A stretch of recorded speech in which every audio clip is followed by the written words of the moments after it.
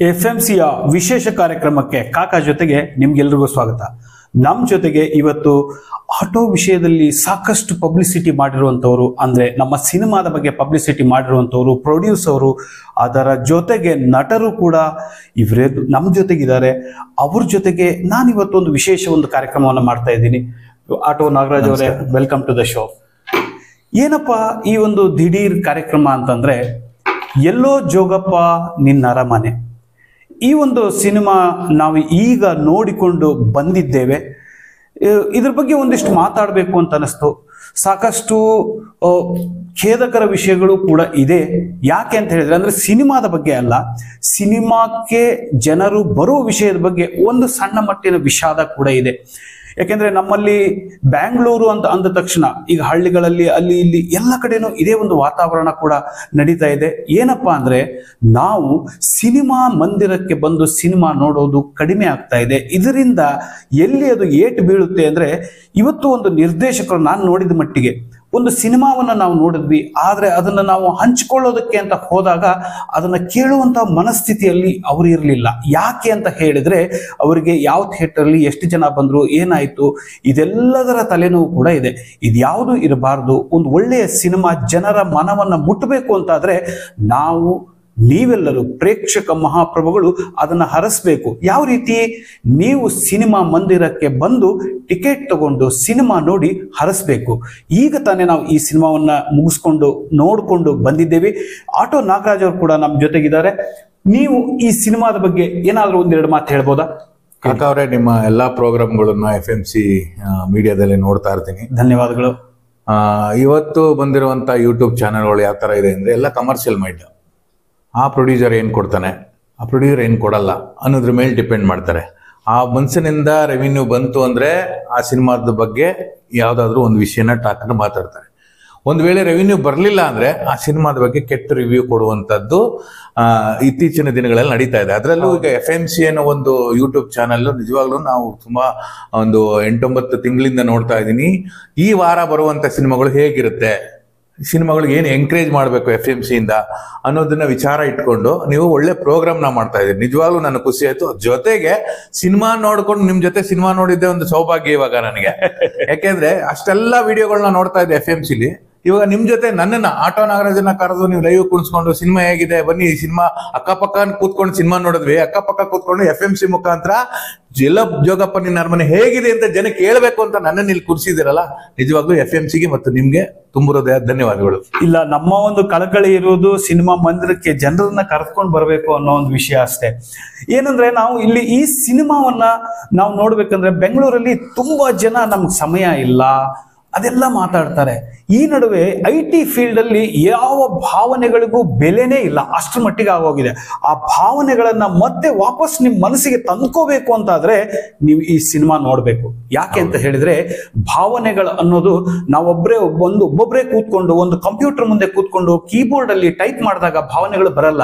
ನಾವು ಒಬ್ರಿಗೊಬ್ರು ನಮ್ಮ ವಿಷಯಗಳನ್ನು ಹಂಚಿಕೊಂಡಾಗ ಮಾತ್ರ ಆ ಭಾವನೆಗಳು ಉಕ್ಕಿ ಏರ್ತವೆ. ಆ ಭಾವನೆಗಳಲ್ಲಿ ನಾವು ತೇಲೋದೇ ಒಂದು ದೊಡ್ಡ ಮಜಾ. ಆ ಮಜಾ ನೀವು ಬೇಕು ಅಂತಂದ್ರೆ ನೀವು ಎಲ್ಲೋ ಜೋಗಪ್ಪ ನಿನ್ನ ಅರಮನೆ ನೋಡ್ಬೇಕು. ನೀವೇನಂತೀರಿ? ಕರೆಕ್ಟ್ ಕಾಕಾ ಅವ್ರೆ. ನನಗೆ ವಾರಕ್ಕೆ ಇತ್ತೀಚೆಗಂತೂ ವಾರಕ್ಕೆ 10 ಸಿನಿಮಾ, 12 ಸಿನಿಮಾ, 13 ಸಿನಿಮಾ ಆ ಥರ ಬರ್ತಾನೆ ಇದೆ. ಒಬ್ಬ ಸಿನಿಮಾದವನಾಗಿ ನಾನು 10 ಸಿನಿಮಾ ನೋಡೋಕ್ಕಾಗಲ್ಲ. ವಾರಕ್ಕೆ ಇರೋದೇ 7 ದಿನ. 7 ದಿನದಲ್ಲಿ 7 ಸಿನಿಮಾ ನೋಡ್ಬೋದು, 10 ಸಿನಿಮಾ ನೋಡೋಕ್ಕಾಗಲ್ಲ. ಅಂಥದ್ರಲ್ಲೂ ಒಂದು 2-3 ಸಿನಿಮಾ ನೋಡ್ಬೋದು. ಕೆಲವೊಂದು ಕೆಟ್ಟ ಸಿನಿಮಾ ಇರುತ್ತೆ, ಕೆಲವೊಂದು ಒಳ್ಳೆ ಸಿನಿಮಾ ಇರುತ್ತೆ, ಕೆಲವು ಸಿನಿಮಾಗಳ ಪಬ್ಲಿಸಿಟಿ ಇರಲ್ಲ. ಈ ಸಿನಿಮಾ ಅನ್ನೋದಿದೆಯಲ್ಲ, ಇವಾಗ 2.5 ಗಂಟೆ ಒಬ್ಬ ವ್ಯಕ್ತಿನ ಯಾವುದೋ ಒಂದು ದಿಗ್ಬಂಧನ ಇರೋ ಜಾಗದಲ್ಲಿ ಕುಡಿಸಿ ಟಾರ್ಚರ್ ಕೊಟ್ಟಂಗೆ. ಯಾಕೆಂದ್ರೆ ನಾನು ಇವತ್ತು ನಾನು ಯಾವುದೇ ಸಿನಿಮಾಗಳನ್ನ ರಿವ್ಯೂ ಹೇಳಕ್ ಬರಲ್ಲ. ಆಮೇಲೆ ನನಗೆ ಬೇಕು ಅಂದ್ರೆ ಚೆನ್ನಾಗಿತ್ತು ಸಿನಿಮಾ ಅಂತಂದ್ರೆ ನಾನು ಸ್ಟೇಟಸ್ ಅಲ್ಲಿ ಹಾಕೋತೀನಿ, ಈ ಸಿನಿಮಾ ಚೆನ್ನಾಗಿದೆ ದಯವಿಟ್ಟು ನೋಡಿ ಅಂತ. ನಾನು ರಿವ್ಯೂ ಯಾವ್ದಕ್ಕೂ ಮಾಡಿಲ್ಲ ಇದುವರೆಗೂ. ಈಗ ನಿಮ್ ಜೊತೆ FMC ಮುಖಾಂತರ ಕೂತಿದ್ದೀನಿ. ಎಲ್ಲೋ ಜೋಗಪ್ಪ ನಿನ್ನ ಅರಮನೆ ಯಾಕೆ ನೋಡ್ಬೇಕು ಅಂತ ನೀವು ಕೇಳಬಹುದು ಪ್ರಶ್ನೆ ನನಗೆ. ಅದ್ ನೀವು ಕೇಳಿದ್ರು ಕೂಡ ಕೇಳದಿದ್ರು ಕೂಡ ಇದ್ರ ಬಗ್ಗೆ ನಾನು ಮಾತಾಡ್ಲೇಬೇಕು. ಯಾಕೆಂದ್ರೆ ಅಯೋಧನ ಡೈರೆಕ್ಟ್ರು ಈ ಸಿನಿಮಾನ ತುಂಬಾ ಜರ್ನಿ ಕತೆ ತುಂಬಾ ಚೆನ್ನಾಗಿ ತಗೊಂಡೋಗಿದ್ದಾರೆ. ನಿಜವಾದ ಪ್ರೀತಿ ಅಂದ್ರೇನು, ಆ ಪ್ರೀತಿಗೆ ಎಷ್ಟು ಬೆಲೆ ಇದೆ, ಅಪ್ಪ ಅಮ್ಮ ಅಂದ್ರೇನು, ಅವ್ರಿಗೆ ಹೆಂಗ್ ಬೆಲೆ ಕೊಡ್ಬೇಕು, ಅವ್ರ ಮಾತಿಗೆ ಹೆಂಗೆ ನಾವು ಬದ್ಧವಾಗಿರ್ಬೇಕು, ಅನ್ನೋದನ್ನ ತುಂಬಾ ಅಚ್ಚುಕಟ್ಟಾಗಿ ತೋರಿಸಿದ್ದಾರೆ. ಕೆಲವೊಂದು ಮಕ್ಕಳಿಗೆ ಬೇಜವಾಬ್ದಾರಿಯಿಂದ ಬದುಕ್ತಾ ಇರ್ತಾರೆ. ಅಪ್ಪ ಅಮ್ಮ, ಅಯ್ಯೋ ಅಪ್ಪ ಏನ್ ಹೇಳಿದ್ರು, ಅಮ್ಮ ಏನ್ ಹೇಳಿದ್ರು. ಅದು ಯಾವಾಗ ಅವನಿಗೆ ಗೊತ್ತಾಗುತ್ತೆ ಅಂದ್ರೆ ಅವನು ನಿಜವಾಗ್ಲೂ ಸಂಪಾದನೆ ಮಾಡಿ ಆ ದುಡ್ಡನ್ನ ಖರ್ಚು ಮಾಡ್ತಾನಲ್ಲ, ಆಗ ಅವನಿಗೆ ಅಪ್ಪ ಅಮ್ಮನ ಬೆಲೆ ಏನು ಅಂತ ಗೊತ್ತಾಗುತ್ತೆ. ಜೊತೆಗೆ ಅಪ್ಪ ಅಮ್ಮನ ಕಳ್ಕೊಂಡ ಮೇಲೆ ಹೆಂಗಾಗುತ್ತೆ, ಅಯ್ಯೋ ಅಪ್ಪ ಅಮ್ಮ ಹಂಗೆ ಹೇಳ್ತಾ ಇದ್ರು, ನಾವು ಅವ್ರ ಮಾತು ಕೇಳಬೇಕಾಗಿತ್ತು ಅನ್ನೋ ವಿಷಯ ಇದೆಲ್ಲ, ಅದು ಕೆಟ್ಟ ಮೇಲೆ ಬುದ್ಧಿ ಬಂತು ಅಂತಾರಲ್ಲ ಆ ತರ. ಈ ಸಿನಿಮಾದಲ್ಲಿ ನಾಯಕ ನಟನ್ಗೆ ಆಗುವಂತದ್ದೇ ವಿಷಯ ಅದು. ಅಯ್ಯೋ ನಮ್ಮ ಅಪ್ಪ ಅಮ್ಮನ ಮಾತು ಕೇಳಬೇಕಾಗಿತ್ತು, ಅಪ್ಪನ ಕಳ್ಕೊಂಡ ಮೇಲೆ ಏನಾಗುತ್ತೆ ಅನ್ನೋದು ಒಂದು ತುಂಬಾ ಅಚ್ಚುಕಟ್ಟಾಗಿ ಒಂದು ಜರ್ನಿಲಿ. ಪರ್ಸನಲ್ ಆಗಿ ನಾನು ಹೇಳ್ಬೇಕು ಅಂದ್ರೆ, ನಾನು ನಿಜವಾಗ್ಲೂ ಅಪ್ಪ ಅಮ್ಮ ಕಳ್ಕೊಂಡಿರುವಂತ ವ್ಯಕ್ತಿ.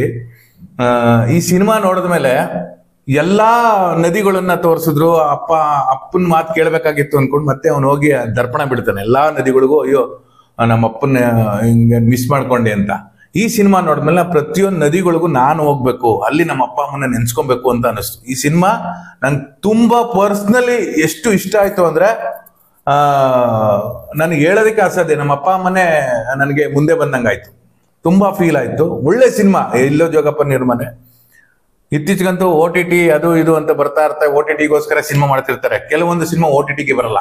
OTTಗೆ ಬರಬೇಕು ಅಂದ್ರೆ ಸಿನಿಮಾ ಒಂದು ಟಾಪ್ ಲೆವೆಲ್ ಅಲ್ಲಿ ಮೀಡಿಯಾ ಥಿಯೇಟರ್ ಓಡಿರ್ಬೇಕು. ಥಿಯೇಟರ್ ಓಡಿಲ್ಲ ಅಂದ್ರೆ OTT ಅವ್ರು ಯಾರು ತಗೊಳಲ್ಲ. ಸೊ ಈ ಸಿನಿಮಾ ತುಂಬಾ ಚೆನ್ನಾಗಿದೆ, ತುಂಬಾ ಚೆನ್ನಾಗಿದೆ. ಸಿನಿಮಾ ಜನ ಥಿಯೇಟರ್ಗೆ ಬರ್ತಾ ಇಲ್ಲ ಅಂದ್ರೆ ಕೊನೆಗೆ ಏನಾಗುತ್ತೆ, OTT ಅವ್ರು ತಗೊಳಲ್ಲ. OTT ಅವ್ರು ತಗೊಂಡಿಲ್ಲ ಅಂದ್ರೆ ಒಳ್ಳೆ ಸಿನಿಮಾ ಜನ ನೋಡೋದಕ್ಕೆ ಆಗಲ್ಲ. ನೀವು OTT ಕಾಯ್ಕೊಂಡಿದ್ರೆ OTT ದೊಡ್ಡ ಸ್ಟಾರ್ ಸಿನಿಮಾಗಳು OTTಗೆ ಬರುತ್ತೆ, ನೋಡ್ಕೊಳ್ಳಿ, ಪರವಾಗಿಲ್ಲ. ಆದ್ರೆ ಇಂಥ ಸಿನಿಮಾಗಳನ್ನ ನಾಳೆ ನೋಡ್ತೀನಿ, ನಾಳಿದ್ದು ನೋಡ್ತೀನಿ, ಮುಂದಿನ ವಾರ ನೋಡ್ತೀನಿ ಅಂದ್ರೆ ಮುಂದಿನ ವಾರದೊಳಗಡೆ ಒಂದಷ್ಟು ಗ್ಯಾಂಬ್ಲಿಂಗ್ ನಡೆಯುತ್ತೆ, ಥಿಯೇಟರ್ ಎತ್ತಿ ಬಿಸಾಕ್ಬಿಟ್ಟಿರ್ತಾರೆ, ಒಳ್ಳೆ ಸಿನಿಮಾಗಳನ್ನ ಕಳ್ಕೊತೀವಿ. ಅದಕ್ಕೋಸ್ಕರ ಎಲ್ಲೋ ಜೋಗಪ್ಪ ನಿನ್ನ ಅರಮನೆ ಮಿಸ್ ಮಾಡ್ಕೊಂಡ್ರೆ OTTಗೆ ಬರಲ್ಲ, ಗ್ಯಾರಂಟಿ. ಯಾಕೆ ಬರಲ್ಲ? ನೀವು ಸಿನಿಮಾ ಥಿಯೇಟರ್ಗೆ ಬಂದು ನೋಡಿದ್ರೆ OTTಗೆ ಬರುತ್ತೆ. ನಾವು ನಿಜವಾಗ್ಲೂ ನೀವು ಹೇಳೋ ಮಾತು ತುಂಬ ಸತ್ಯ. ಅದು ಬಹಳಷ್ಟು ಜನ ನನಗೆ ಯಾವುದೋ ಒಂದು ಕೆಲಸ ಇದೆ, ನನಗೊಂದು ಅರ್ಜೆಂಟ್ ಕೆಲಸ ಇದೆ, ಆಫೀಸ್ದೇನೋ ಒಂದು ಕೆಲಸ ಇದೆ, ಅಥವಾ ನನ್ನ ಮನೆಯಲ್ಲಿ ಏನೋ ಒಂದು ಕೆಲಸ ಇದೆ, ನನ್ನ ಮಕ್ಕಳದ್ದು ಎಕ್ಸಾಮ್ ಇದೆ, ಈ ಥರ ಏನೇನೋ ಕಾರಣಗಳನ್ನ ಇಟ್ಕೊಂಡು ನಾವು ಸಿನಿಮಾ ನೋಡೋದನ್ನ ಮುಂದೂಡ್ತೀವಿ. ಬಟ್ ಆ ಮುಂದೂಡೋದು ಎಷ್ಟು ಕಷ್ಟ ಈ ಫಾಸ್ಟ್ ಫುಡ್ ಯುಗದಲ್ಲಿ ಅಂತಂದ್ರೆ, ಒಂದು ಸಿನಿಮಾದಲ್ಲಿ ಇವತ್ತು ಫಸ್ಟ್ ಒಂದು ಶೋ ಆದಮೇಲೆ ನೆಕ್ಸ್ಟ್ ಶೋಗೆ ಎಷ್ಟು ಜನ ಬರ್ತಾರೆ ಅನ್ನೋದು ಥಿಯೇಟರ್ನವ್ರು ಬಂದು ಕೇಳ್ತಾರೆ, ಅಥವಾ ಅಲ್ಲಿ ಎಷ್ಟು ಜನ ಇದ್ದಾರೆ ಅನ್ನೋ ವಿಷಯದ ಬಗ್ಗೆನೂ ಕೂಡ ಅವರು ಯೋಚನೆ ಮಾಡ್ತಾರೆ. ಹೀಗಿರುವಾಗ ನೀವು ಅದನ್ನ ತುಂಬಾ ತುಂಬಾ ತಳ್ತಾ ಹೋದಂಗೆ ಸಿನಿಮಾಗಳು ಥಿಯೇಟರ್ನಲ್ಲಿ ಇರೋದೇ ಇಲ್ಲ. ಆ ಕಾರಣಕ್ಕಾಗಿ ನೀವು ಎಲ್ಲ ಕೆಲಸಗಳ ಜೊತೆಗೆ ಸಿನಿಮಾ ನೋಡೋದು ಕೂಡ ನಿಮ್ಮ ಒಂದು ಕಾಯಕ ಅಂತ ಅನ್ಕೊಂಡಾಗ ಮಾತ್ರ ಚಿತ್ರರಂಗ ಇನ್ಮುಂದೆ ಉಳಿಯೋದಕ್ಕೆ ಸಾಧ್ಯ ಆಗತ್ತೆ. ಸಾಕಷ್ಟು ಜನ ಡೈರೆಕ್ಟರ್ ಇರ್ಬೋದು, ಪ್ರೊಡ್ಯೂಸರ್ಗಳಿರ್ಬೋದು, ಸಿನಿಮಾಗಳನ್ನು ಮಾಡ್ತಾ ಇದ್ದಾರೆ, ಅವೆಲ್ಲ ಚಿತ್ರಮಂದಿರಗಳಲ್ಲಿ ಬರ್ತಾ ಇದೆ. ಆದ್ರೆ ಜನ ಆಗ್ಲಿ ನೋಡೋಣ, ಮುಂದಿನ ವಾರ ನೋಡೋಣ, ಆಮೇಲೆ ನೋಡೋಣ ಅನ್ನುವಂತಹ ಒಂದು ಕಾರಣಗಳನ್ನ ಹೇಳ್ಕೊಂಡು ಹಲವಾರು ವಿಷಯಗಳಲ್ಲಿ ಈ ಸಿನಿಮಾ ನೋಡೋದನ್ನ ಮುಂದೂಡ್ತಾ ಇದ್ದಾರೆ. ದಯವಿಟ್ಟು ನನ್ನ ಕಡೆಯಿಂದ ಒಂದೇನಂದ್ರೆ, ಈ ಸಿನಿಮಾ ಇವತ್ತೇ ಈಗಲೇ ಹೋಗಿ ನೀವು ನೋಡಿ, ನಿಮ್ಮ ಸಮಯವನ್ನ ಬಿಡು ಮಾಡ್ಕೊಂಡು ಹೋಗಿ ನೋಡಿ. ಯಾಕೆ ಅಂತ ಹೇಳ್ತಾ ಇದ್ದೀನಿ ಕೇಳಿ. ನಾವು ಒಂದು ಸಿನಿಮಾವನ್ನ ನೋಡ್ಬೇಕಾದ್ರೆ ಅದೊಂದು ಎಂಟರ್ಟೈನ್ಮೆಂಟ್ ಅನ್ನೋದೊಂದು ಬಹಳ ಮುಖ್ಯವಾದಂತಹ ಒಂದು ಆಸ್ಪೆಕ್ಟ್. ಆ ಒಂದು ಕಾರಣದಿಂದಲೇ ಚಿತ್ರರಂಗ ಈಗ ಮುಂದೆ ನಿಂತಿರುವುದು. ಅದರ ಜೊತೆಗೆ ಸೋಷಿಯಲ್ ಮೆಸೇಜ್ ಇರುವಂತಹ ಸಾಕಷ್ಟು ಸಿನಿಮಾಗಳು ಈ ನಡುವೆ ಕಡಿಮೆ ಆಗ್ತಾ ಇದ್ದಾವೆ. ಈ ನಡುವೆ ಹೀರೋ ಅಂದ್ರೆ ಒಬ್ಬ ಕಳ್ಳ ಇರ್ತಾನೆ, ಅಥವಾ ಒಬ್ಬ ದರೋಡೆಕೋರ ಇರ್ತಾನೆ, ಅಥವಾ ಕೊಲೆ ಮಾಡುವಂತವನು ಇರ್ತಾನೆ. ಇಂಥದ್ದೆಲ್ಲ ಸಿನಿಮಾಗಳನ್ನ ನಾವು ಯಥೇಚ್ಛವಾಗಿ ನೋಡಿ ಬೆಂಬಲಿಸ್ತೀವಿ. ಆದ್ರೆ ಒಂದು ಒಳ್ಳೆ ಸೋಷಿಯಲ್ ಮೆಸೇಜ್ ಇರುವಂತದ್ದು, ಜನರ ಮನ ಪರಿವರ್ತನೆ ಆಗುವಂತಹ ಸಿನಿಮಾ ಇರೋದಿದೆಯಲ್ಲ, ಅಂಥದ್ದನ್ನ ನಾವು ಪ್ರೋತ್ಸಾಹಿಸದೇ ಇದ್ರೆ ನಾಳೆ ಈ ಥರದ ಸಿನಿಮಾಗಳು ಬರೋದಕ್ಕೆ ಸಾಧ್ಯವಾಗೋದಿಲ್ಲ. ಹಾಗೂ ಡೈರೆಕ್ಟರ್ಗಳು ಕೂಡ ಹಿಂಜರಿತಾರೆ. ಬರೀ ಹೊಡಿ ಬಡಿ ಕಡಿ ಅನ್ನುವಂತಹ ಒಂದು ಸಂಸ್ಕೃತಿಯನ್ನ ನಾವು ಹುಟ್ಟಾಕಿದಾಗ, ನಮ್ಮ ಮಕ್ಕಳು ಆ ಸಿನಿಮಾವನ್ನು ನೋಡಿದಾಗ ಅವರ ಮನಸ್ಥಿತಿ ಯಾವ ಥರ ಇರಬಹುದು ಅನ್ನೋದನ್ನ ನೀವು ಯೋಚನೆ ಮಾಡಿ. ದಯವಿಟ್ಟು ಈ ಎಲ್ಲೋ ಜೋಗಪ್ಪ ನಿನ್ನ ಅರಮನೆ ಈ ಸಿನಿಮಾ ನೋಡಿ ನೀವು ಹೊರಗಡೆ ಬರುವಾಗ ಖಂಡಿತವಾಗ್ಲೂ ಕೂಡ ನಿಮಗೆ ಒಂದೆರಡು ತೊಟ್ಟು ಕಣ್ಣಲ್ಲಿ ನೀರು ಬರೋದಂತೂ ಸತ್ಯ. ಯಾಕೆ ಹೇಳ್ತಾ ಇದ್ದೀನಿ ಈ ಮಾತು ಅಂತ ಹೇಳಿದ್ರೆ, ಈ ಕನ್ನಡದ ಒಂದು ಸಿನಿಮಾವನ್ನ ನಾವು ಈ ರೀತಿಯಲ್ಲಿ ಪ್ರೋತ್ಸಾಹಿಸಬೇಕು ಅಂತ ಹೇಳ್ತಾ ಇರೋದು ಯಾಕೆ ಅಂತ ಹೇಳಿದ್ರೆ, ನಮ್ಮಲ್ಲಿ ನೋಡುವ ಒಂದು ಮನಸ್ಥಿತಿ ಕಡಿಮೆ ಆಗ್ತಾ ಇದೆ, ನಮ್ಮಲ್ಲಿ ಸಮಯದ ಅಭಾವವಿದೆ, ಹೀಗೆಲ್ಲ ಕಾರಣಗಳಿದೆ. ಈ ಒಂದು ಎಲ್ಲೋ ಜೋಗಪ್ಪ ನಿನ್ನ ಅರಮನೆಯಲ್ಲಿ ಅಪ್ಪ ಅಮ್ಮ ಯಾವ ರೀತಿ ನಮಗೆ ಉಪಕಾರ ಮಾಡಿದ್ದಾರೆ, ಅದರ ಜೊತೆಗೆ ಚಿಕ್ಕ ಮಕ್ಕಳು ಅಥವಾ ಈಗಿನ ಯಂಗ್ ಜನರೇಷನ್ಸ್ ಅವ್ರಿಗೆ ಅದು ಅರ್ಥ ಮಾಡಿಸೋದ್ರಲ್ಲಿ ತುಂಬಾ ಕಷ್ಟ ಆಗ್ತಾ ಇದೆ. ಅವರು ಅವರ ತಮ್ಮ ತಮ್ಮ ವಿಷಯಗಳಲ್ಲಿಯೇ ಅಪ್ಪ ಅಮ್ಮನ್ನ ದೂರ್ಕೊಂಡು ಓಡಾಡ್ಕೊಂಡು ಹೋಗ್ತಾ ಇರುವಂತಹ ಒಂದಿಷ್ಟು ಸನ್ನಿವೇಶಗಳಿದೆ. ಅವ್ರಿಗದು ಅರ್ಥ ಆಗ್ಬೇಕು ಅಂದ್ರೆ ನಿಜವಾಗ್ಲೂ ಈ ಸಿನಿಮಾ ನೋಡ್ಬೇಕು. ಒಂದು ಒಳ್ಳೆ ಮೆಸೇಜ್ ಇದೆ, ಅದನ್ನ ನೋಡ್ಬೇಕು ಅಂದ್ರೆ ಯಾವತ್ತೋ ನೋಡ್ಬೇಕು ಅಲ್ಲ, ಇವತ್ತೇ ಹೋಗಿ ನೋಡಿ, ಈಗಲೇ ಹೋಗಿ ನೋಡಿ. ತುಂಬಾ ಒಳ್ಳೆಯ ಒಂದು ಸಿನಿಮಾ. ಈ ಸಿನಿಮಾವನ್ನು ನಾವು ಪ್ರೋತ್ಸಾಹಿಸಲೇಬೇಕು. ತುಂಬಾ ವಿಡಿಯೋಗಳು ಬರುತ್ತೆ, ಸೋಷಿಯಲ್ ಮೀಡಿಯಾಗಳು ಬರುತ್ತೆ. ಸುಮಾರು ಸಾರಿ ಸೋಷಿಯಲ್ ಮೀಡಿಯಾದಲ್ಲಿ ಮಾತಾಡಿದ್ದೆಲ್ಲ ಈ ಟಿಕೆಟ್ಗಳಾಗಿ ಕನ್ವರ್ಟ್ ಆಗೋದಿಲ್ಲ, ಲೈಕ್ ದಟ್ ಎಲೆಕ್ಷನ್ ಇರೋ ತರ. ಹಾಗೇನೆ ಯಾಕೆ ನಾನು ಈ ವಿಷಯವನ್ನು ನಾನು ಹೇಳ್ತಾ ಇದ್ದೀನಿ, ನಾನು ಮೊಟ್ಟ ಮೊದಲನೇ ಬಾರಿಗೆ ಈ ಒಂದು ಸಿನಿಮಾದ ಬಗ್ಗೆ ಮಾತಾಡ್ತಾ ಇರೋದು, ಇಲ್ಲಿ ರಿವ್ಯೂ ಬಗ್ಗೆ ಮಾತಾಡ್ತಾ ಇರೋದು ಯಾಕೆ ಅಂತ ಹೇಳಿದ್ರೆ, ನನಗೆ ತುಂಬಾ ಇಷ್ಟವಾದಂತ ಒಂದು ಸಿನಿಮಾ. ಆದ್ರೆ ಇದು ನಿಮಗೆ ಇಷ್ಟ ಆಗ್ಬೇಕು ಆಗ್ಬಾರ್ದು ಅನ್ನೋದನ್ನ ನಾನು ನಿಮಗೆ ಒತ್ತಾಯ ಮಾಡಿ ಹೇಳ್ತಾ ಇಲ್ಲ. ನೀವು ಆ ಸಿನಿಮಾ ನೋಡಿ ಹೊರಗಡೆ ಬಂದ ಮೇಲೆ ಅದೊಂದೇ ಅಲ್ಲ ನಿಮ್ಮ ಕೆಲಸ, ನಿಮ್ಮ ಅಕ್ಕಪಕ್ಕದವ್ರಿಗೂ ಹೇಳಿ, ನಿಮ್ಮ ಕುಟುಂಬ ವರ್ಗದವ್ರಿಗೂ ಹೇಳಿ, ನೀವು ಈ ಸಿನಿಮಾವನ್ನ ನೋಡೋ ಹಾಗೆ ಮಾಡಿ. ನೀವು ಆ ತರ ಮಾಡಿದ್ದೆ ಆದ್ರೆ ಈ ತರದ ಹಲವಾರು ಸೋಷಿಯಲ್ ಮೆಸೇಜ್ ಇರುವಂತಹ ಸಿನಿಮಾಗಳು ಹೊರಗೆ ಬರೋದಕ್ಕೆ ಸಾಧ್ಯ ಆಗುತ್ತೆ. ಏನಂತೀರಿ ನಾಗರಾಜ್? Correct sir. ಯಾಕೆಂದ್ರೆ ಈ ಸಿನಿಮಾ ತುಂಬಾ ಎಲ್ರಿಗೂ ಕನೆಕ್ಟ್ ಆಗುತ್ತೆ. ತಂದೆ ಮಗನ ಸಂಬಂಧ ಇರ್ಬೋದು, ತಾಯಿ ಮಗನ ಸಂಬಂಧ ಇರ್ಬೋದು, ಆಮೇಲೆ ಪ್ರೇಯಸಿ ಸಂಬಂಧ ಇರ್ಬೋದು. ಒಂದು ಜರ್ನಿಲ್ ನಡೆಯುವಂಥ ಕತೆ ಎಷ್ಟು ಚೆನ್ನಾಗಿದೆ ಅಂತಂದ್ರೆ, ಎವೆರಿ ಸೀನಲ್ಲೂ ಆ ಮಗನಿಗೆ ಅಪ್ಪ ಕಾಡ್ತಾ ಇರ್ತಾರೆ, ನಮ್ಮಪ್ಪನ ಮಾತು ಕೇಳಬೇಕಾಗಿತ್ತು ಅಂತ. ಆಮೇಲೆ ಅವರು ಆ ಜರ್ನಿ ಮಾಡ್ತಾರಲ್ಲ, ಜರ್ನಿಲಿ ಅಪ್ಪ ಅಮ್ಮ ಏನ್ ಹೇಳ್ಕೊಡ್ತಾರೆ ಆ ಮಾದರಿಯಲ್ಲಿ ಹೋಗ್ತಾನೆ. ಅಂದ್ರೆ ಆ ಜರ್ನಿಲಿ ಯಾರೋ ಸಿಗ್ತಾರೆ, ಅವ್ರು ಸಹಾಯ ಮಾಡೋದು, ಯಾವುದೋ ಒಂದು ಪ್ರೆಗ್ನೆಂಟ್ ಲೇಡಿ ಇದು ಒಂದು ಆ ಸೀನ್ ಅಂತೂ ನೀವು ನಿಜವಾಗ್ಲೂ ಮಿಸ್ ಮಾಡ್ಕೊಳ್ಳೇಬೇಡಿ, ನೋಡ್ಲೇಬೇಕು ನೀವು. ಯಾಕೆಂದ್ರೆ ಒಬ್ಬ ಗಂಡ ತೀರ್ಕೊಂಡಿರ್ತಾನೆ, ಒಂದು ಹೋಟ್ಲು ಮಾಡ್ತಾ ಇರ್ತಾರಲ್ಲ ಒಂದು ಹೆಂಗ್ಸು ಪರಿಸ್ಥಿತಿ ಏನು ಅಂತ ಗೊತ್ತಾದಾಗ ಆ ವ್ಯಕ್ತಿ ಎಷ್ಟು ಸಹಾಯ ಮಾಡ್ತಾನೆ ಅಂದ್ರೆ, ಆ ಸಹಾಯ ಮಾಡೋದಕ್ಕೆ ಕಾರಣನೇ ಅವ್ರ ಅಪ್ಪ ಅಮ್ಮ ಕಲ್ಸಂತ ಬುದ್ಧಿ. ಅವ್ರ ಅಪ್ಪ ಅಮ್ಮ ಏನ್ ಹೇಳ್ಕೊಟ್ಟಿರ್ತಾರೆ ಅಂದ್ರೆ, 4 ಜನಕ್ಕೆ ಸಹಾಯ ಮಾಡು ಅಂತ ಹೇಳ್ಕೊಟ್ಟಿರ್ತಾನೆ. ಆ ಸಹಾಯ ಎಷ್ಟು ಜನಕ್ಕೂ ಅದು ಉಪಯೋಗ ಆಗುತ್ತೆ ಅಂದ್ರೆ ನಿಜವಾಗ್ಲೂ ಖುಷಿ ಆಗುತ್ತೆ. ಈ ಸಿನಿಮಾದಲ್ಲಿ ಆ ತಾಯಿದು ಒಂದು ಸೆಂಟಿಮೆಂಟ್ ಒಂದು ಸೀನ್ ಇದೆಯಲ್ಲ, ಅದನ್ನ ನೋಡದೆ ಮಿಸ್ ಮಾಡ್ಕೊಳ್ಳೇಬೇಡಿ. ನಿಜವಾಗ್ಲೂ ಥಿಯೇಟರ್ಗೆ ಹೋಗಿ. ಇಂಥ ಸೀನು ನಿಜವಾಗ್ಲೂ ಎಲ್ಲೂ ಬಂದಿಲ್ಲ, ನನ್ನ ಪ್ರಕಾರ ಎಲ್ಲೂ ಬಂದಿಲ್ಲ. ಕೆಲವೊಂದು ಸಿನಿಮಾ ಹಿಂದಿ ಕೊರಿಯನ್ ಸಿನಿಮಾ ಬಂದಿರ್ಬೋದು, ಆದ್ರೂ ಕನ್ನಡದಲ್ಲಿ ಮೊದಲ ಬಾರಿಗೆ ಅದೊಂದು ಸೀನ್ ಅದ್ಭುತವಾಗಿದೆ. ಎಲ್ಲ ಜೋಗಪ್ಪ ನಿಜವಾಗ್ಲೂ ಮಿಸ್ ಮಾಡದೆ ನೋಡ್ಬೇಕು ಇದನ್ನ. ನಿಜವಾಗ್ಲೂ ಆಟೋ ನಾಗರಾಜ್ ಅವರು ನೀವು ಹೇಳೋದು ತುಂಬಾನೇ ಖುಷಿ ಕೊಡುವಂತ ಒಂದು ವಿಚಾರ. ಇದರ ಡೈರೆಕ್ಟರ್ ಕೂಡ ಹಲವಾರು ಧಾರಾವಾಹಿಗಳನ್ನು ಮಾಡಿದ್ದಾರೆ, ಮನ ಮೆಚ್ಚುವಂತಹ ಧಾರಾವಾಹಿಗಳು. ನೀವೆಲ್ಲವನ್ನ ನೋಡಿ ಹರಿಸಿದ್ದೀರಾ, ಅದೆಲ್ಲರ ಅನುಭವವನ್ನ ತೆಗೆದುಕೊಂಡು ಬಂದು ಇದರಲ್ಲಿ ಹಾಕಿದಾರ ಅವರು. ಯಾಕೆ ಅಂತ ಹೇಳ್ತಾ ಇದ್ದೀನಿ ಅಂದ್ರೆ, ಇದರಲ್ಲಿ ಪ್ರತಿಯೊಬ್ರು, ಯಾರು ಆಕ್ಟರ್ ಇರ್ಬೋದು, ಸೈಡ್ ಆಕ್ಟರ್ ಇರ್ಬೋದು, ವೆನ್ಯಾ ರೈ ಇರ್ಬೋದು, ಅಂಜನ್ ಇರ್ಬೋದು, ಎಷ್ಟೊಂದು ಚೆನ್ನಾಗಿ ಅವರು ಆ ಪಾತ್ರದಲ್ಲೇ ಇದ್ದಾರೆ ಅನ್ನುವಷ್ಟರ ಮಟ್ಟಿಗೆ ಅಲ್ಲಿ ಅಭಿನಯವನ್ನ ಮಾಡಿದ್ದಾರೆ. ನಮಗದಷ್ಟು ಮನ ಮುಟ್ಟುತ್ತೆ. ಕೆಲವೊಂದು ಘಟನೆಗಳು ನಮ್ಮ ಮನಸ್ಸಿನ ಅಥವಾ ನಮ್ಮ ಮನೆಯಲ್ಲಿ ಹಿಂದೆ ಆದಂತಹ ನಮಗಾಗುವಂತ ಕೆಲವೊಂದು ಘಟನೆಗಳಿಗೆ ಕನೆಕ್ಟ್ ಆಗುತ್ತೆ. ಈ ತರ ಕನೆಕ್ಟ್ ಆಗುವಂಥದ್ದು ನಿಮಗೆ ಹೊಡಿ ಕಡಿ ಸಿನಿಮಾದಲ್ಲಿ ಸಿಗೋದೇ ಇಲ್ಲ.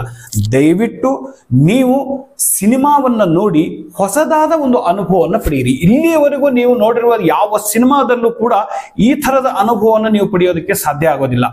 ಯಾಕೆ ಅಂದ್ರೆ ಇಲ್ಲಿ ಪ್ರತಿಯೊಬ್ಬ ಯುವಕನು ಕೂಡ ಕಲಿಯೋದಕ್ಕೆ ದೊಡ್ಡದಾದ ಒಂದು ಪಾಠ ಇದೆ. ಆ ಪಾಠವನ್ನು ಕಲಿತು ಸಮಾಜದಲ್ಲಿ ಒಂದು ಪರಿವರ್ತನೆ ಆದಾಗ ಸಾಕಷ್ಟು ಅಪ್ಪ ಅಮ್ಮಂದರು ಮನೆಯಲ್ಲಿ ನೆಮ್ಮದಿಯಿಂದ ಇರಬಹುದು ಅನ್ನೋದೇ ಈ ಒಂದು ಸಿನಿಮಾದಲ್ಲಿರುವಂತಹ ಒಂದು ಮೆಸೇಜು. ಖಂಡಿತವಾಗ್ಲೂ bottom of my heart I am just telling you, please go and watch this movie in the theatres.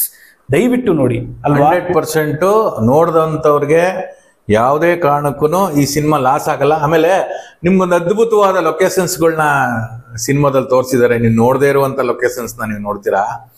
ಒಂದಷ್ಟು ಒಳ್ಳೊಳ್ಳೆ ನದಿಗಳನ್ನ ತೋರಿಸಿದಾರೆ. ಇಡೀ ಭಾರತವನ್ನ ಸುತ್ತಾಕೊಂಡ್ ಬರ್ಬೋದು ಸಿನಿಮಾ ನೋಡಿದ್ರೆ. ನೀವು ಎಲ್ಲೋ ಜೋಗಪ್ಪ ನಿನ್ನ ಅರಮನೆ ಅಂದ್ರೆ ಬರೀ ಕರ್ನಾಟಕದ ಅಂತಲ್ಲ, ಜೋಗಪ್ಪ ನಿನ್ನ ಅರಮನೆ ಎಲ್ಲಿ ಬೇಕಾದ್ರೂ ಇದೆ, ವರ್ಲ್ಡ್ ಅಲ್ಲಿ ಎಲ್ಲಿ ಬೇಕಾದ್ರೂ ಇರ್ಬೋದು ಅನ್ನೋ ಜರ್ನಿನ ತುಂಬಾ ತೋರಿಸಿದಾರೆ ಚೆನ್ನಾಗಿ. ಈ ಸಿನಿಮಾ ನೋಡಿದ್ರೆ 100% ನಾವು ತುಂಬಾ ಸಿನಿಮಾ ನೋಡ್ತಿರ್ತೀವಿ, ಅದ್ರ ಬಗ್ಗೆ ಮಾತಾಡ್ಬೇಕು ಅಂತ ಅನ್ಸಲ್ಲ. ಈ ಸಿನಿಮಾ ನೋಡಿದ್ಮೇಲೆ ಮಾತಾಡ್ಲೇಬೇಕು ಅಂತ ಮನ್ಸಲ್ಲಿ ಬಂತು. ಕಾಕ ಅವರು ಇಲ್ಲ ಮಾತಾಡೋಣ ಅಂತ ಅಂದ್ರು. ಸೊ FMC ಮುಖಾಂತರ ಮಾತಾಡೋಣ ಅಂತ ಅನ್ಕೊಂಡೆ. ಈ ಸಿನಿಮಾ ನೋಡಿದವರು ನಿಜವಾಗ್ಲೂ ಇಷ್ಟಪಡ್ತೀರಾ. ನಿಮ್ಮ ಫೇಸ್ಬುಕ್ ಅಲ್ಲಿ ನೀವೇ ಇಂಡಿಪೆಂಡೆಂಟ್ ಆಗಿ ಈ ಸಿನಿಮಾ ಚೆನ್ನಾಗಿದೆ ಅಂತ ಮೌತ್ ಪಬ್ಲಿಸಿಟಿ ಮಾಡ್ತೀರಾ. ಇತ್ತೀಚೆಗೆ ಏನಾಗಿದೆ ಗೊತ್ತಾ, ಜನ ಕ್ರೌಡ್ ಫುಲ್ಲಿಂಗ್ ಮಾಡ್ಬಿಡ್ತಾರೆ. ಯಾಕೆಂದ್ರೆ ಸಿನಿಮಾ ನೋಡ್ಕೊಂಡ್ಬಂದು ಹೊರಗಡೆ ರಿವ್ಯೂ ಮಾಡ್ಲಿ, ಹೊರಗಡೆ ಮೌತ್ ಪಬ್ಲಿಸಿಟಿ ಮಾಡ್ಲಿ ಅಂತ. ಯಾರು ಫ್ರೀ ಟಿಕೆಟ್ ತಗೊಂಡು ಸಿನಿಮಾ ನೋಡ್ಬಿಟ್ಟು ವಾಪಸ್ ಬಂದು ಯಾರು ಸಿನಿಮಾ ನೋಡಿ ಅಂತ ಮೌತ್ ಪಬ್ಲಿಸಿಟಿ ಮಾಡಲ್ಲ. ಯಾರೂ ಮಾಡಲ್ಲ. ಆದ್ರೆ ಈ ಸಿನಿಮಾ ಇದೆಯಲ್ಲ, ನೀವ್ ಯಾರೇ ನೋಡಿ ಸಿನಿಮಾ, ಒಂದ್ ಒಳ್ಳೆ ಸಿನಿಮಾ ನೋಡಿದ್ರೆ ಎಲ್ಲೋ ಜೋಗಪ್ಪ ನಿನ್ನ ಅರಮನೆ ನಿಮ್ಗೆ ಇಷ್ಟ ಆಗುತ್ತೆ ಅಂತ ಬಂದು ಹೊರಗಡೆ ಬಂದು ಸಿನಿಮಾ ನೋಡ್ಕೊಂಡು ಹೇಳ್ತೀರಾ. ಜೊತೆಗೆ ಸಿನಿಮಾ ನೋಡಿದವರು ಕೂಡ ಇನ್ನೊಬ್ರಿಗೆ ಹೇಳ್ತಾರೆ. ಇದು ಮೌತ್ ಪಬ್ಲಿಸಿಟಿ ಟಾಕ್ ಆಗುತ್ತೆ. ಸಿನಿಮಾ 100% 10-20 ಸಿನಿಮಾ ರಿಲೀಸ್ ಆಗ್ಲಿ. ಸೊ ಈ ಸಿನಿಮಾ ನಾವು ನೋಡ್ದಂಗೆ, ಕಾಕಾ ಅವ್ರ ಜೊತೆ ಕೂತ್ಕೊಂಡು ಸಿನಿಮಾ ನೋಡ್ದಂಗೆ, ಈ ಸಿನಿಮಾ ಬೆಟರ್, ಒಳ್ಳೆ ಸಿನಿಮಾ. ನಿಮ್ಗೆ ಯಾವುದೇ ಕಾರಣಕ್ಕೂ ನೀವು ಕೊಟ್ಟ ದುಡ್ಡಿಗೆ ಮೋಸ ಆಗದೆ ಇರುವಂತ ಸಿನಿಮಾ ಎಲ್ಲೋ ಜೋಗಪ್ಪ ನಿನ್ನ ಅರಮನೆ. ಡೈರೆಕ್ಟರ್ ಅಂತೂ ಅಲ್ಟಿಮೇಟ್ ಆಗಿ ಸಿನಿಮಾ ಡೈರೆಕ್ಷನ್ ಮಾಡಿದ್ದಾರೆ. ಸೀರಿಯಲ್ ಒಳ್ಳೊಳ್ಳೆ ಸೀರಿಯಲ್ ಮಾಡಿದಂತ ಒಳ್ಳೆ ಡೈರೆಕ್ಟರ್ ಅಯೋಧನ್ ಅವರು. ಈ ಸಿನಿಮಾ ತುಂಬಾ ಇಷ್ಟ ಆಗುತ್ತೆ. ಹೀರೋಯಿನ್ ಅಂತೂ ನಿಮ್ಗೆ ತುಂಬಾ ಕ್ಯೂಟ್ ಆಗಿ ಕಾಣ್ತಾರೆ. ಒಬ್ಬ ಅಣ್ಣ ಆಗಿದ್ರೆ ತಮ್ಮನ್ ತರ ಕಾಣ್ತಾನೆ ಹೀರೋಯಿನ್, ಒಬ್ಳು ಅಣ್ಣ ಆಗಿದ್ರೆ ತಂಗಿ ತರ ಕಾಣ್ತಾಳೆ. ಅಂದ್ರೆ ನಮ್ಮ ಮನೇಲಿ ನಡೀತಾ ಇರುವಂತ ಸ್ಟೋರಿ ಅನ್ನೋ ತರ ನಿಮ್ಗೆ ಭಾಸವಾಗುತ್ತೆ ಸಿನಿಮಾ. ಇಷ್ಟ ಆಗುತ್ತೆ ಸಿನಿಮಾ. ಮಿಸ್ ಮಾಡ್ಕೊಳ್ಳಿ. ಈ ವೀಕೆಂಡ್ ಇದೆಯಲ್ಲ, ಈ ವೀಕೆಂಡ್ ಅಲ್ಲಿ ಏನೇ ಕೆಲಸ ಇದ್ರೂ ಅದನ್ನ ಬದಿಗಿಟ್ಟು ಈ ಸಿನಿಮಾ ಎಲ್ಲೋ ಜೋಗಪ್ಪ ನಿನ್ನ ಅರಮನೆ ಸಿನಿಮಾ ನೋಡಿದ್ರೆ ನಿಮ್ಗೆ ಇಷ್ಟ ಆಗುತ್ತೆ. 100% ಇಷ್ಟ ಆಗುತ್ತೆ. ನಿಜವಾಗ್ಲೂ ಹೌದು. ಇವ್ರು ಹೇಳಿರೋ ರೀತಿ ಭಾರತವನ್ನ ಪೂರ್ತಿ ಪರ್ಯಟನೆ ಮಾಡಿದ್ದಾರೆ ಅಂತ ಹೇಳಿದ್ರು. ಪರ್ಯಟನೆ ಮಾಡೋದು ಅಷ್ಟೇ ಅಲ್ಲ, ಅದನ್ನ ಅಷ್ಟೇ ಚೆನ್ನಾಗಿ ಮನಸ್ಸಿಗೆ ಮುಟ್ಟುವಂತೆ ದೃಶ್ಯಗಳನ್ನ ಚಿತ್ರೀಕರಣ ಮಾಡಿದ್ದಾರೆ. ನೀವು ಹೇಗನ್ಸುತ್ತೆ ಅಂದ್ರೆ ನೀವೇ ಅಲ್ಲಿ ಹೋಗಿ ಇದ್ದೀರೇನೋ ಅನ್ನೋ ರೀತಿನಲ್ಲಿ ಅನ್ಸುತ್ತೆ. ನಿಜವಾಗ್ಲೂ ಹೇಳ್ತೀನಿ, ನಾನು ನನ್ನ ಮನಸ್ಸಿನ ಆಳದಿಂದ ಹೇಳ್ತಾ ಇದ್ದೀನಿ, ಇದೊಂದು ತುಂಬಾ ಒಳ್ಳೆಯ ಸಿನಿಮಾ. ನೀವೆಲ್ಲರೂ ಕೂಡ ಹೋಗಿ ಥಿಯೇಟರ್ ಅಲ್ಲಿ ಈ ಸಿನಿಮಾವನ್ನ ನೋಡಿ. ಈಗಲ್ಲ, ನಾಳೆ ಅಲ್ಲ, ನಾಡದ್ದು ಹೀಗೆಲ್ಲ ಅನ್ಕೊಂಡು ಹೋಗ್ಬೇಡಿ. ಈಗಲೇ ನೋಡಿ, ಈ ಕ್ಷಣದಿಂದಲೇ ಈ ಟಿಕೆಟ್ ಅನ್ನ ಬುಕ್ ಮಾಡ್ಕೊಳ್ಳಿ. ನಾನು ಯಾಕೆ ಬುಕ್ ಮಾಡ್ಕೊಳ್ಳಿ ಅನ್ನೋದನ್ನ ಹೇಳ್ತಾ ಇದ್ದೀನಿ ಕೇಳಿ. ಕೆಲವೊಂದು ನನ್ನ ಒಂದು ಸಣ್ಣದಾದ ಒಂದು ಅನುಭವ ಏನಿದೆ ಅಂದ್ರೆ, ಒಂದು ಥಿಯೇಟರ್ನಲ್ಲಿ ಸಿನಿಮಾಗಳನ್ನ ಅವರು ರಿಲೀಸ್ ಮಾಡ್ತಾರೆ. ಆದ್ರೆ ಹಳ್ಳಿಗಳಲ್ಲಿ ಅಲ್ಲಿ ಇಲ್ಲಿ ಎಲ್ಲ ಅಲ್ಲಿ ಬುಕ್ ಮೈ ಶೋದಲ್ಲಿ ಎಲ್ಲ ಬುಕ್ ಮಾಡ್ಕೊಂಡು ಹೋಗಲ್ಲ. ಅವಾಗ ಏನಾಗುತ್ತೆ, ಥಿಯೇಟರ್ನವ್ರು ಏನ್ ಅನ್ಕೊಳ್ತಾರೆ ಅಂದ್ರೆ ಟಿಕೆಟೇ ಬುಕ್ ಆಗಿಲ್ಲ ಅನ್ಕೊಳ್ತಾರೆ. ಆದ್ರೆ ಸಿನಿಮಾ ಶುರು ಆಗುವ ಸಮಯದಲ್ಲಿ ಒಂದು 50 ಜನ ಹೋಗಿ ನಿಂತಿರ್ತಾರೆ. ಅಷ್ಟರಲ್ಲಿ ಥಿಯೇಟರ್ನವರು ಆ ಸಿನಿಮಾವನ್ನ ಎತ್ತಂಗಡಿ ಮಾಡುವಂತ ಅವಕಾಶಗಳು ಸಾಧ್ಯವಾದಷ್ಟಿದೆ. ಇದು ಥಿಯೇಟರ್ನವ್ರದ್ದು ತಪ್ಪು ಅಂತ ಹೇಳ್ತಾ ಇಲ್ಲ, ಯಾಕೆಂದ್ರೆ ಅವ್ರದ್ದು ಕೂಡ ಇದೊಂದು ಬಿಸಿನೆಸ್. ಈ ಬಿಸಿನೆಸ್ ಅಲ್ಲಿ ಅವರು ಒಂದು ಥಿಯೇಟರ್ ನಲ್ಲಿ ಒಂದು ಸಿನಿಮಾವನ್ನ ತೋರಿಸಿದಾಗ ಅದಕ್ಕೆ ತಗುಲುವ ಖರ್ಚ, ವೆಚ್ಚ ಎಲ್ಲವನ್ನೂ ಅವ್ರು ನೋಡ್ಬೇಕಾಗುತ್ತೆ. ಹೀಗಾಗಿ ಎಷ್ಟು ಜನ ಬರ್ತಾರೆ ಅನ್ನುವಂತಹ ಒಂದು ಅಂದಾಜು ಐಡಿಯಾ ಇಲ್ಲದೆ ಹೋದ್ರೆ ಥಿಯೇಟರ್ಗಳು ಅನಿವಾರ್ಯವಾಗಿ ಸಿನಿಮಾವನ್ನ ಎತ್ತಂಗಡಿ ಮಾಡುವಂತಹ ಅವಕಾಶಗಳಿರುತ್ತೆ. ಆದ್ದರಿಂದ ನಾನು ಮತ್ತೆ ಹೇಳ್ತಾ ಇದ್ದೀನಿ, ನೀವು ನಾಳೆ ಹೋಗೋದಾದ್ರೆ ಅಥವಾ ನಾಡದ್ದು ಹೋಗೋದಾದ್ರೂ ಕೂಡ ಇವತ್ತೇ ಬುಕ್ ಮೈ ಶೋನಲ್ಲಿ ಬುಕ್ ಮಾಡಿ ಟಿಕೆಟ್ಗಳನ್ನ ಖರೀದಿಸಿ. ನಿಜವಾಗ್ಲೂ ಇದೊಂದು ಒಳ್ಳೆಯ ಸಿನಿಮಾ. ಬಹಳ ದಿನಗಳ ನಂತರ ನನಗಂತೂ ತುಂಬಾ ಸ್ಯಾಟಿಸ್ಫ್ಯಾಕ್ಷನ್ ಇದೆ ಈ ಸಿನಿಮಾವನ್ನ ನೋಡಿದ್ದಕ್ಕಾಗಿ. ದಯವಿಟ್ಟು ನಾನು ಮತ್ತು ಆಟೋ ನಾಗರಾಜ್ ಅವರು ನಿಮ್ಮೆಲ್ಲರನ್ನು ಮತ್ತೆ ಕೇಳ್ಕೊಳ್ತಾ ಇದ್ದೀವಿ, ಸೋಷಿಯಲ್ ಮೀಡಿಯಾದಲ್ಲಿ ಅಷ್ಟೊಂದು ಎಫೆಕ್ಟಿವ್ ಆಗಿ ಜನ ನೋಡಿ ಹಾಗೆ ಬ್ರೌಸ್ ಮಾಡಿ ಬಿಟ್ಬಿಡ್ತಾರೆ ಅನ್ನುವಂತ ಒಂದು ಮಾತಿದೆ. ಈ ಒಂದು ವಿಡಿಯೋವನ್ನ ನೀವು ನೋಡಿ ಖಂಡಿತವಾಗ್ಲೂ ಒಂದಿಷ್ಟು ಟಿಕೆಟ್ಗಳು ಬುಕ್ ಆದ್ರೆ ನಾವಿಬ್ರು ಸಿನಿಮಾ ನೋಡಿ ಬಂದು ಇಲ್ಲಿ ಕೂತು ನಿಮ್ ಜೊತೆಗೆ ಇಷ್ಟು ಮಾತಾಡಿದ್ದು ಸಾರ್ಥಕ ಅನ್ಸಂತೆ. ಪ್ರೇಕ್ಷಕ ಮಹಾಪ್ರಭುಗಳು, ಈ ಒಂದು ಎಲ್ಲೋ ಜೋಗಪ್ಪವನ್ನ ನಿಮ್ಮ ಮಡಿಲಿಗೆ ಹಾಕಿದ್ದೀವಿ. ದಯವಿಟ್ಟು ಹೋಗಿ ಬುಕ್ ಮಾಡಿ ಇವತ್ತೇ ಈ ಸಿನಿಮಾವನ್ನ ನೋಡಿ ಅಂತ ಕೇಳ್ಕೊಳ್ತೇನೆ. ನಮಸ್ಕಾರ.